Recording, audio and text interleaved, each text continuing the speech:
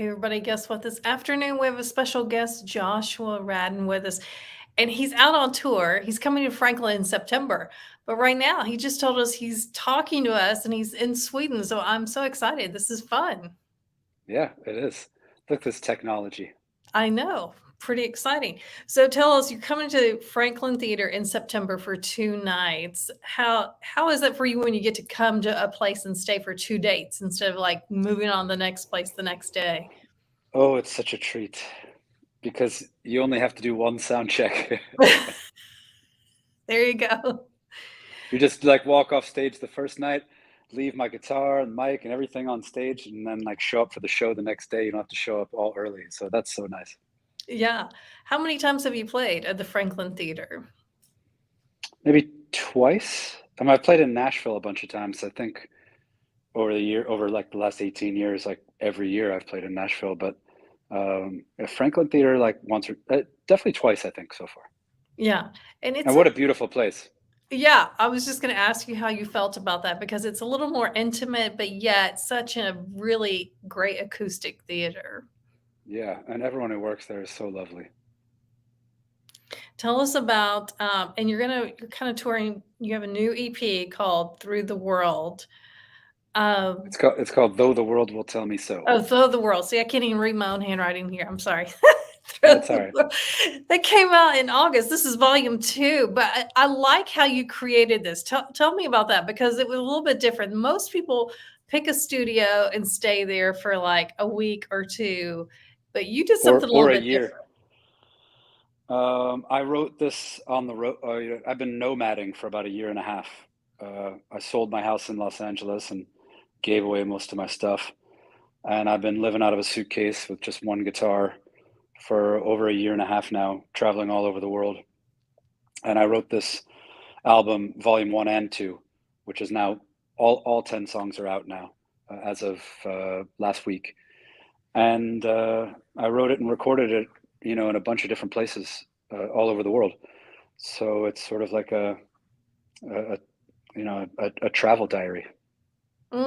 That's a good way to put it. And so how was that setting up in different studios across the world to get this recorded? How did that work out for you? Amazing, like it was such a cool experience. I mean, the album I made before this one was called The Ghost and the Wall. And I wrote that and recorded it during the pandemic, locked away without seeing anyone, with a producer I had never met. And we just traded files, Wow. texts and emails the entire time. So, you know, it seems like the last few times I've been making albums, I've tried to make an album in a completely different way that I've never made one. And that, I mean, this one, I've never made an album like this before, so scattered all over the world with a bunch of different musicians, different producers. Um, so it was a really interesting experience, and I think you can kind of hear that in the 10 songs. I mean, a lot of the songs sound so different from each other, and that's because there's so many different artists on each song. Yeah, I've listened to a few. It does sound really different, and without knowing the story, you would kind of wonder why they sound so different, but now that you know the story, I feel like that makes more sense when you listen. Yeah. Well, I also, this is my 10th album, and I used to make albums like you were talking about before. I'd write a bunch of songs, I'd take my band into the studio, and we'd be there for about a month, 1 month and a half, the same producer. Um, and I loved making albums that way too. And I'm not saying I wouldn't again, but there's something about um, like a clean slate when you walk into a new studio you've never been in, with a producer you've never worked with, and maybe musicians you've never worked with and barely know. There's something really cool about it, and getting to know different people from all over the world that way was like a really, really life-changing experience for me. So it sounds like this way of doing this was more inspiring. In some ways, I would feel like as a musician, you might find it stressful, but it sounds like you found it to be more inspiring. I found it more inspiring and less stressful for the reasons we talked about already, but also because I didn't have any deadlines. No one was the record company wasn't expecting anything at a certain time. I just told them I'm going nomad. So when I turn in music, that's when I turn it in, and they were like, "Cool." Yeah. I love that. You have new music coming up soon with one of my favorites from American Idol, Maddie Pope. Tell us about that.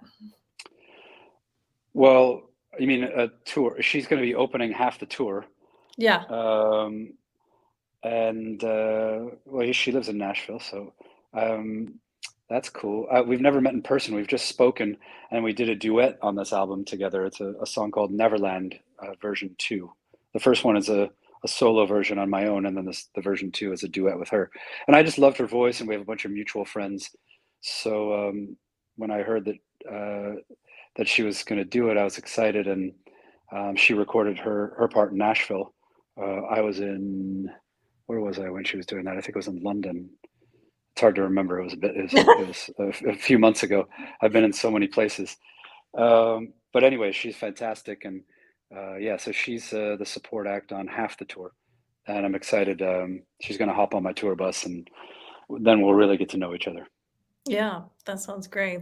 Well, it's been great to catch up with you and take a little bit of your time where you're out on tour, but we can't Sure, wait for you to come to here to Franklin.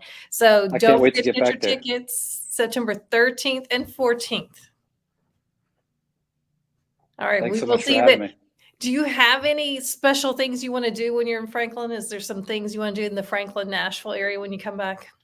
It's really more about just seeing some friends. I got a lot of music friends in Nashville, and so it'll be nice to have the second day to have a whole day before the show and be able to catch up with friends. That'll be lovely. Yeah.